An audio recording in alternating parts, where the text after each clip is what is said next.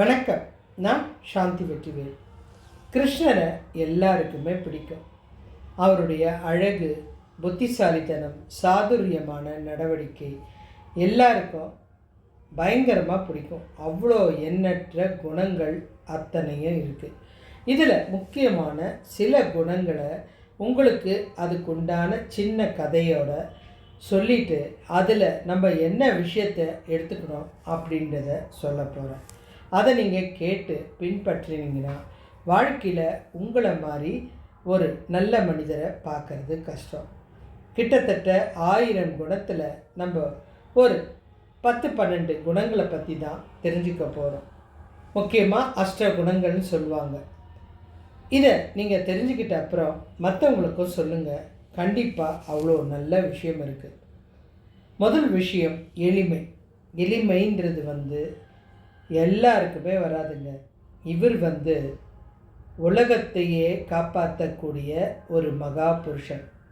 அதாவது அண்ட சராசரங்களையே தனக்குள்ளே அடக்கி வச்சுக்கிட்ட ஒரு தெய்வம். அப்படி இருக்கும்போது யசோதா அப்படின்றவர் ஒரு சாதாரண தாய். அந்த தாய்க்கு மகனாக இருக்கும்போது அந்த தாய் இந்த குழந்தை மண்ணு சாப்பிட்டுருச்சு அப்படின்னோடனே கோபம் வந்துருச்சு. நல்லா கிருஷ்ணரை போட்டு அடித்து, என் உயிரை எடுக்கிறிய, இப்படியெல்லாம் பண்ணியிருக்கிய, மண்ணு சாப்பிட்டிய, வாய்க்காமி அப்படின்னு பார்த்தவொடனே பிரமிச்சு போயிட்டாங்க. அவருடைய வாய்க்குள்ள உலகத்தையே பார்த்தாங்க. அதனால் அவங்க பயந்து போயிட்டாங்க. இருந்தாலும் கண்டிப்போட அழுதபடி அந்த குழந்தைய ஒரு உரலில் கட்டி போட்டாங்க. அந்த குழந்தைக்கு தங்கிட்ட இருக்கிற திறமை அந்த தாய்க்கு தெரியும், அவருக்கும் தெரியும். இருந்தாலும் பாசத்தினால் அந்த குழந்தை அமைதியாக இருந்தது. அது எத்தனை பேருக்கு கிடைக்கும் அந்த பாக்கியம்? ஒரு இதிலேருந்து நம்ம கற்றுக்க வேண்டிய பாடம் என்னன்னா, நம்மக்கிட்ட பணமோ பதவியோ பெரிய அளவில் இருந்துச்சுன்னா முதல்ல ஆணவம் இருக்கக்கூடாது. எல்லாருக்கிட்டேயும் அன்பாக எளிமையாக பழகணும். இது நல்ல குணம். அடுத்தது நட்பண்பு. இது ஒருத்தர் பெரியவங்களாக இருந்தாலும் சரி, அதாவது வசதியாக இருந்தாலோ எளிமையாக இருந்தாலோ அவங்கள மதிக்கணும். இவர் துவாரகையோடைய அரசர் கிருஷ்ணர். கம்பீரமாக அரண்மனையில் சிம்மாசனத்தில் உட்காந்துருக்காரு. தூரத்தில் பார்க்குறாரு. பார்க்கும்போது குசேலர் நடந்து வராரு. கையில் ஒரு பிடி அவள் கந்த துணியில் கட்டிட்டு வராரு. அவருடைய வசதி அதுதான். ஆனால் துவாரகியோட அதிபதியாக இருந்தாலும் கிருஷ்ணர் நட்புக்காக அந்த சிம்மாசனத்துலேருந்து இறங்கி ஓடி அவரை சேர்த்து கட்டி பிடிச்சிக்கிட்டார். அவர் அழுக்காக இருக்காருன்னு பார்க்கல, அவருடைய உடம்புல வேர்வை இருக்குதுன்னு பார்க்கல. அதுக்கப்புறம் அவரை கொண்டு போய் தன்னுடைய சிம்மாசனத்தில் உட்கார வச்சு காலுக்கு பாத பூஜை செஞ்சார். இதில் நம்ம கற்றுக்க வேண்டிய விஷயம், அந்தஸ்து வந்ததுமே நட்பையோ உறவையோ மதிக்காமல் போகக்கூடாது. சிலருக்கு நம்ம மதிப்பு கொடுத்து தான் ஆகணும். நீங்கள் உங்களுடைய குணத்திலிருந்து மாற்றிக்கக்கூடாத விஷயம் இது. இப்போ ஒரு குணம் இருக்கும், ஒரு 10 வருஷம் கழித்து வேறு குணம் இருக்கும். அப்படி இருக்கக்கூடாது. இந்த பேர் சொன்னாலே இந்த குணம் தான் அவங்களுக்குன்னு எத்தனை வருடம் கழிஞ்சாலும் சொல்லக்கூடிய அளவுக்கு இருக்கணும். மூன்றாவது கனிவு. இது ஒரு பசு தன்னுடைய கன்று தாய்கிட்ட இல்லைன்னாலும் வரும்போதெல்லாம் தடவி கொடுக்கும். அம்மான் கத்தனாலே தடவி கொடுக்கும். மற்றபடி தங்கிட்ட வராமல் அது எங்கேயோ போய் விளையாடினா கூட அந்த பசு கவலைப்படாது. அம்மான்ற ஒரு குரலுக்கு அந்த பசு தன்னுடைய கன்றை தேடும். திரௌபதியை இவங்க அந்த அஸ்தினாபுர அரண்மனைக்கு கூட்டிகிட்டு போகிறாங்க சூதாடுறதுக்காக. கூட்டிகிட்டு போகும்போது திரௌபதியாவது கிருஷ்ணர்கிட்ட சொல்லியிருக்கணும், இல்லை இந்த பாண்டவர்களாவது கிருஷ்ணர்கிட்ட சொல்லணும். யாரும் சொல்லலை. அங்கே என்ன பண்ண போகிறாங்கன்னு கூட சொல்ல. இவங்க சூதாடும்போதாவது கிருஷ்ணரை கூப்பிட்ருக்கணும், அதையும் செய்யலை. இவங்களே முடிவெடுத்து விளையாடி கடைசியில் நம்ம திரௌபதியை வச்சு சூதாடினாங்க. இப்போ திரௌபதியோட துகில் உரிக்கிறது அப்படின்னா புடவையை இழுக்கிறது. ஒரு பெண்ணுக்கு மான சம்பந்த பிரச்சனை. இந்த இடத்துல அவள் கோவிந்தா அப்படின்னு ஒரு சத்தம் தான், இந்த அபய குரல் தான் அவளுடைய மானத்தையே காப்பாற்றுச்சு. அந்த ஒரு குரலுக்காக இந்த கிருஷ்ணர் உடனே அளவற்ற ஆடைகளை கொடுத்துக்கிட்டே இருந்தார் அந்த மானத்தை காப்பாற்றுறதுக்கு. இதிலிருந்து நம்ம தெரிஞ்சிக்க வேண்டிய விஷயம் என்னென்னா, நமக்கு துரோகமே செஞ்சாலோ தவறு செஞ்சாலோ ஒரு மனிதன் துன்பப்படும்போது அந்த தேவையான நேரத்தில் உதவுறமே தவிர உட்காந்து 1.5 மணி நேரத்துக்கு நீ இதை பண்ணிய, அப்போ அதை பண்ணிய, அதுக்கு முன்னாடி அதை செஞ்சிய அப்படின்னு சொல்லக்கூடாது. அந்த நேரத்தில் நீ செய்கிற உதவி அவங்களுடைய மனசில் அந்த 1000 விஷயங்களும் வந்து அலைமோதும். இந்த இடத்துல நம்ம எதுவுமே சொல்லக்கூடாது. அதுதான் நல்ல மனிதனுக்கு அழகு. அடுத்தது கருணை. இந்த கருணைன்றது யாருக்குமே அவ்வளோ சீக்கிரம் வர்றது கிடையாது. இப்போ இந்த கிருஷ்ணர் எடுத்துக்கிட்டா ஒரு குழந்தை தான். அந்த கோகுலத்தில் ஃபுல்லாக எல்லா இடத்துலையும் விளையாடுற ஒரு குழந்தை. அந்த இடத்துல காளிங்க அப்படின்ற ஒரு நாகம், நச்சுப்பாம்பு, விஷப்பாம்பு எல்லாரையும் துன்புறுத்துச்சு. எல்லாரும் அந்த பக்கம் போகவே பயந்தாங்க. கிருஷ்ணர் மட்டும் தைரியமாக போய் அந்த காளிங்கன் மேலே ஒரு நடனம் ஆடினார். காளிங்க நர்த்தனம்னு பேர். எல்லாருக்கும் அவர் நடனம் ஆடினாருன்னு தான் தெரியும். ஆனால் அவர் ரகசியமாக அதுக்கிட்ட, நீங்கள் இருக்கிறவங்கள துன்புறுத்தக்கூடாது, தப்பான விஷயம், ஏதோ தெரியாமல் பண்ணிட்டேன், பரவாயில்ல, மன்னிச்சிட்டேன், அதனால் உன்னுடைய உயிரை காப்பாற்றுறதுக்கு இந்த மனுஷங்க இருந்தால் உன்னை கொண்டுடுவாங்க, உன்னுடைய உயிரை காப்பாற்றிக்கிறதுக்கு நீங்கள் இருந்து மறைஞ்சி போயிடு அப்படின்னு அறிவுரை சொல்லி அனுப்பினார். நம்ம யாராவது துன்புறுத்தினா நமக்கு அந்த கருணை வரமாட்டேங்குது. அந்த கோபத்தில் இந்த விஷநாகத்தை விட மோசமாக குத்திக்கிட்டே இருக்கும். அது தப்பான செயல். மன்னிச்சு விட்டுட்டாலே நீங்கள் பாதி நிம்மதி ஆகிடுவீங்க. அதுக்கப்புறம் அந்த துன்புறுத்தினவங்களை நீங்கள் சொல்லி சொல்லி சொல்லி உயர்த்தி உயர வச்சிடாதீங்க. அது தப்பான விஷயம். உங்களை யாராவது துன்புறுத்தினா அவங்கள வதம் செய்யாதீங்க, அவங்கள மன்னித்து அனுப்பி விட்டுருங்க. அதுதான் உங்களுடைய உடல் நலத்துக்கும் ஒரு நல்லது. அடுத்தது பேரறிவு. கடந்த காலம், நிகழ்காலம், எதிர்காலம் எல்லாத்துலேயுமே அறிவு அதிகமாக இருக்கணும். அதை யோசிக்க தான் மனித ஜென்மமே எடுத்திருக்கோம். இந்த குருஷோத்திர போரில் அர்ஜுனனுக்கு குழப்பமாக இருக்கும்போது பகவத்கீதையை சொல்லி நம்ம கற்றுக்க வேண்டியது என்ன, எப்போ என்ன தெரிஞ்சுக்கணும், எந்த நேரத்தில் என்ன புரிஞ்சுக்கணும், அதை நிதானமாக யோசித்து முடிவெடுக்க தெரியாத நிலையில்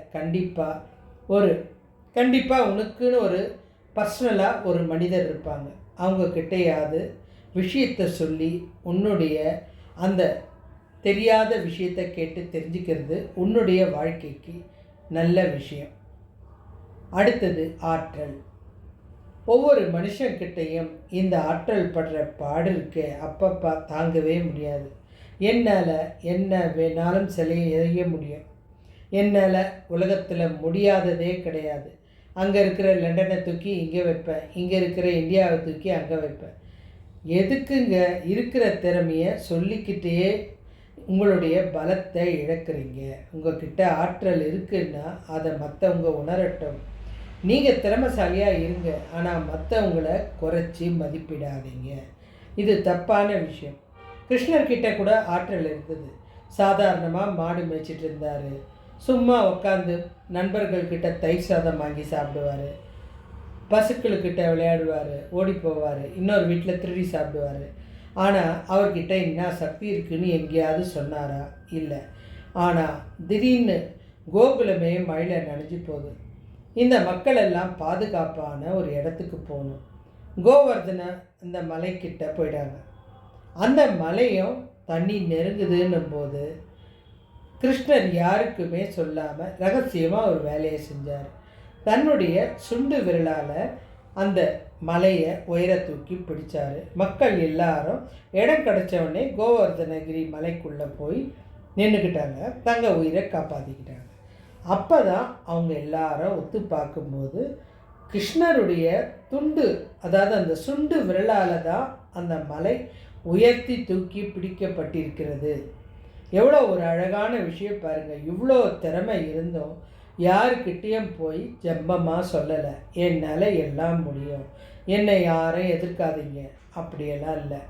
அவர் தேவையான நேரத்தில் அந்த செஞ்ச உதவி தான் மொத்த மனுஷனையும் திரும்பி பார்க்க வச்சுது. அவருடைய ஆற்றலை அவங்க உணரவும் முடிஞ்சுது. இது ஒரு சக்தி வாய்ந்த ஆற்றல், நம்ம சொல்லக்கூடாது, அவங்களா கண்டுபிடிக்கும். அடுத்தது தைரியம், வீரம். அதாவது சரியான நேரத்தில் முடிவெடுக்கக்கூடிய தைரியம் இருக்கணும். ஒரு பிரச்சனைக்கும் உடஞ்சி போய் அழக்கூடாது, என்னால் முடியாது, நான் அவ்வளவுதான், நான் தோத்துட்டேன் அப்படின்னு உட்காரக்கூடாது. குழந்தையாக இருந்த கிருஷ்ணரை கொல்ல வசதியாக இருக்கும்னு கம்சன் ஒரு பூதத்தை அமைச்சார். நீ போய் அவனை கொண்டுட்டு வா, சின்ன பையன், ஒரு நிமிஷம் நீ அடித்தாலே அவன் உயிர் போயிடும் அப்படின்னு அனுப்பிச்சார். ஆனால் அந்த குழந்தை தைரியமாக அந்த அசுரனை, கம்சன் அமிச்ச அந்த பூதத்தை கொன்னுடுச்சு.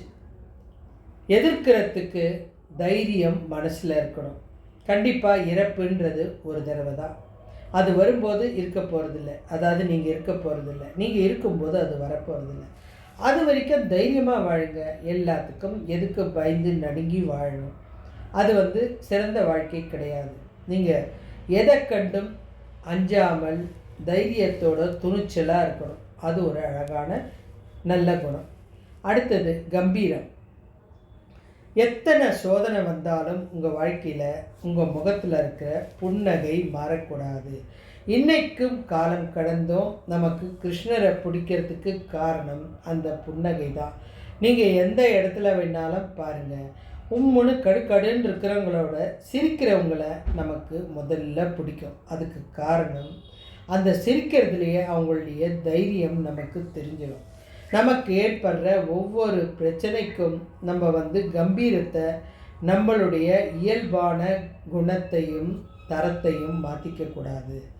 மிக தைரியமாக ஸ்ட்ராங்காக இருக்கணும். அதுதான் முக்கியமாக வாழ்க்கைக்கு ரொம்ப ரொம்ப முக்கியமான விஷயம். இந்த குணங்கள் மிகவும் அற்புதமான குணங்கள். இதெல்லாம் நம்ம கண்டிப்பாக தெரிஞ்சுக்கணும். அடுத்தது நீதியை காக்கிறது.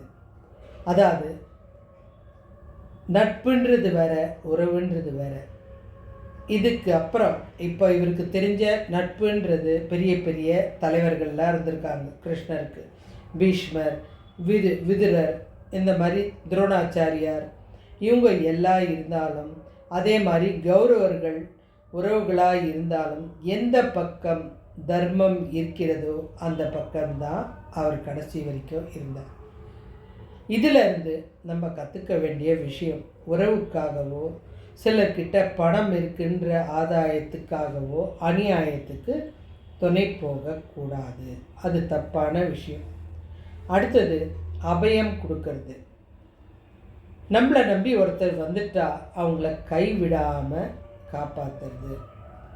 அதாவது காகாசுரன் சீதையை துன்புறுத்தின போது ராமராக இருந்தவர், அவனை கொல்லாமல் மன்னித்தது போல கிருஷ்ணர் கம்சன் அனுப்பின நிறைய அரக்கர்களை மன்னிச்சு மோட்சம் கொடுத்தது.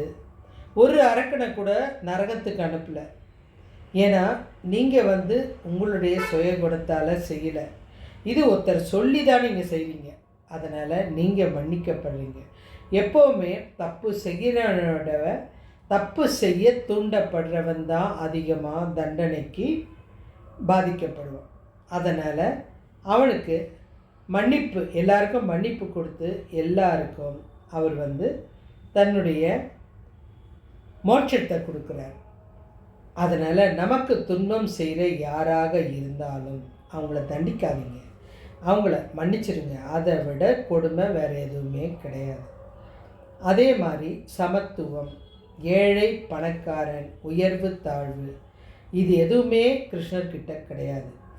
துவாரகையில் இருக்கும்போது உணவு சாப்பிட்டாலும் சரி, விதுரர் மாளிகையில் போய் சாதாரண தோலை கொடுத்தாலும் சாப்பிட்டு அன்போடு இருந்தது, சின்ன குழந்தைங்களில் மாடு மேய்க்கிறவங்க கிட்ட விளையாடினது, ஜாதி மத பேதம், பொருளாதாரம் பார்க்கல, எல்லார் வீட்லேயே போய் யார் என்ன உணவு கொடுத்தாலும் சாப்பிட்டு சந்தோஷமாக இருந்தது தான் கிருஷ்ணர் கடைசி வரைக்கும் செஞ்சார். யாருடைய உயர்வு தாழ்வையும் எந்த இடத்துலையும் பார்க்கல. மனிதனுடைய அன்பை மாத்திரம்தான் பார்த்தார். அதனால தான் கோகுலத்தில் கிருஷ்ணரை பிடிக்காத பெண்களே கிடையாது. அதனால தான் கோகுலத்தில் கிருஷ்ணான்ற ஒரு வார்த்தைக்கு அத்தனை மரியாதை. அந்த பெண் அரசியாக இருந்தாலும், மோர் விற்கிற பெண்ணாக இருந்தாலும், பழம் விற்கிறவளாக இருந்தாலும் எல்லாருக்குமே கிருஷ்ணர் கிருஷ்ணர் தான். அந்த கிருஷ்ணரோட குணத்தை அவர் எந்த காலத்துக்கு கொண்டும் மாற்றிக்கல. அடுத்தது சாமர்த்தியம். இந்த சாமர்த்தியம் ரொம்ப ரொம்ப ஒரு அந்த சாமர்த்தியம் தேவையான நேரத்தில் இருக்கிறோம். நம்ம மேலே உண்மையான அன்பு காமிக்கிறவங்கள பேச்சால் நம்ம திறமையால் அடக்கிறது தப்பு. அந்த சாமர்த்தியத்தை தேவையான இடத்துல காமிக்கணும். கிருஷ்ணர் எங்கே காமிச்சார்? இந்த மகாபாரத போர் நடக்கும்போது பெரிய பெரிய ஜாம்பவான்களை அடக்கிறதுக்காக தன்னுடைய பேச்சாலேயே அவங்களுடைய ஒவ்வொரு செயலையும் அடக்கினார். பெரிய பெரிய மாவீரன்களை வீழ்த்தினார்.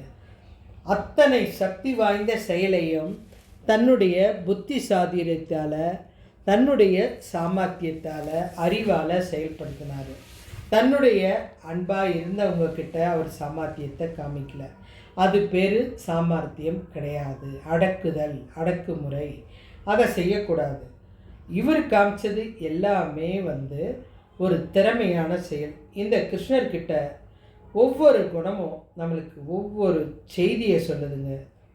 வாழ்க்கையில் நம்ம எல்லாத்தையும் விளையாட்டாக எடுத்துக்கிறோம். இந்த வாழ்க்கைன்றது விளையாட்டு கிடையாது. அதை பொறுப்போடு சமயம் பார்த்து எந்த இடத்துல எப்படி வாழணும், யார் கூட எப்படி பழகணும், யார்கிட்ட என்ன செய்யணும் அப்படின்றது இவர் ஒவ்வொரு இடத்துலையும் நம்மளுக்கு சொல்லி கொடுத்துருக்காரு. எப்பவும் சிரிச்ச முகத்தோடு இருக்கார். ஆனால் அவருடைய வாழ்க்கையிலையும் நிறைய சோகங்கள் இருக்குது.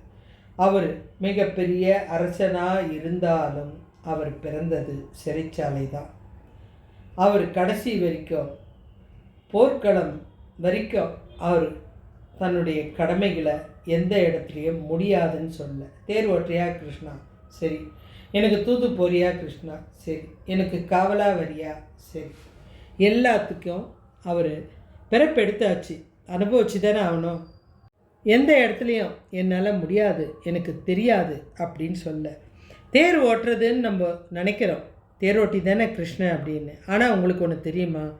அந்த தேரை சுத்தமாக கழுவுறது, அதை ஓட்டுற அந்த குதிரைகளுக்கு குளிக்க வைக்கிறது, அதோட சாணங்களை அகற்றுறது, அது இல்லாமல் அந்த அந்த குதிரை இருக்குது இல்லையா, அது மேலே உண்ணி இருக்கும், அதெல்லாம் அவர் உட்காந்து எடுப்பார். இதை பார்த்துட்டு அர்ஜுனுக்கு கூட ஒரு தடவை கேட்டிருக்காரு, கிருஷ்ணா இதெல்லாம் உனக்கு தேவையா, யாராவது ஆள் வச்சு பண்ணணும் இல்லை, இதை நான் ஓட்டுறேன்னும் போது இது முழுக்க முழுக்க என்னோட பராமரிப்பில் தான் இருக்கணும். இது ஒவ்வொரு மனுஷனும் புரிஞ்சிக்க வேண்டிய விஷயம். ஒவ்வொரு குடும்பமும் உன்னுடையதாக இருந்தால் அதில் இருக்கிற மொத்த விஷயத்துக்கும் நீ மட்டும்தான் பொறுப்பு. நீ ஒரு குடும்பத்தை வழி நடத்துகிறேன்னா அந்த குடும்பத்தில் ஆதியும் அந்தமும் தெரிஞ்சிருக்கணும். இதில் இவர் அந்த குதிரைக்கிட்ட இருந்து அந்த உண்ணியை எடுப்பார். அதனால தான் அவரை உண்ணி கிருஷ்ணன் கூட சொல்லுவாங்க. இந்த வார்த்தையை எதுக்கு சொல்கிறேன்னா, நம்ம மனிதராக பிறந்துட்டு சம்பாதிக்கிறோம், மீதி விஷயத்தை யார் வேணாலும் பார்த்துக்கலாம். உன்னோட குடும்பம் ஆதியும் அந்தமும் தெரிஞ்சிருக்கணும். சின்ன குழந்தைய உன் வீட்டில் நடக்கிற முறையிலேருந்து அந்த வீட்டில் வாழற பெரியவங்க வரைக்கும், அந்த வீட்டில் இருக்கிற ஒவ்வொரு பணியாள் வரைக்கும் அத்தனை விஷயமும் நீங்கள் முன்ன நின்று கவனிக்கணும். அதுதான் ஆளுமை திறன். அந்த ஆளுமை திறன்றது மிக மிக அற்புதம் வாய்ந்த ஒரு சக்தி. அந்த வீடு உந்துன்னா அந்த வீட்டில் என்னென்ன இருக்குன்றதை நீ துல்லியமாக சொல்கிறதுக்கு தெரியணும். அதுதான் நீ ஒரு குடும்பத்தை வழிநடத்துறதுக்கு தகுதியான ஒரு மனிதன். அதை தான் கிருஷ்ணர் அந்த இடத்துல நமக்கு சொல்கிறது. அந்த உண்ணியை எடுக்கிறதுனால இந்த குதிரையை ஓட்டுறேன், இந்த தேரை கொடுத்துருக்குறீங்க ஓட்ட சொல்லி, நான் விட்டுட்டு போகலாம், தூங்கலாம், நீ கூப்பிடும்போது ஓட்டலாம், அதுக்காக நான் அதில் எனக்கு வேணும்னா அதை செய்யணும். நான் ஒரு கார் வச்சுருக்கேன், எனக்கு இந்த கார் எனக்கு பிடிக்கும்னா அந்த காரை வந்து நான் தூய்மையாக வச்சுக்கணும். அதில் இருக்கிற ஒரு ஒரு விஷயமும் எனக்கு சுத்தமாக தெரியணும். அப்போ தான் உனக்கு பிடிக்கும். உனக்கு ஒரு பொருள் பிடிக்கும்னா அந்த பொருளை நீ வந்து தவற விடாமல் பாதுகாக்க தெரியணும். தவற விட்டால் திரும்பவும் அந்த பொருள் உன் கைக்கு கிடைக்காது. இதை தான் கிருஷ்ணர் இந்த இடத்துல நமக்கு அழகாக சொல்கிறாரு. நம்மக்கிட்ட இருக்கிற ஒவ்வொரு பொருளையும் தவற விடாமல் பாதுகாப்பாக நம்ம வச்சுக்கிறோம்.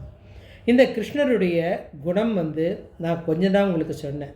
கிட்டத்தட்ட ஒரு 10-12 சொல்லியிருப்பேன்னு வச்சுக்கோங்க. இந்த 12 விஷயத்துலேயே வாழ்க்கை ரகசியம் நமக்கு மொத்தமாக தெரிஞ்சிருச்சா? எப்படி வாழ்ந்தால் நல்லதுன்னு தெரிஞ்சிருச்சா? அப்போ 1000 விஷயம் தெரிஞ்சுக்கிட்டா எப்படி? அதுக்கு தெரிஞ்சுக்கிறதுக்கு இந்த ஜென்மம் போதாது.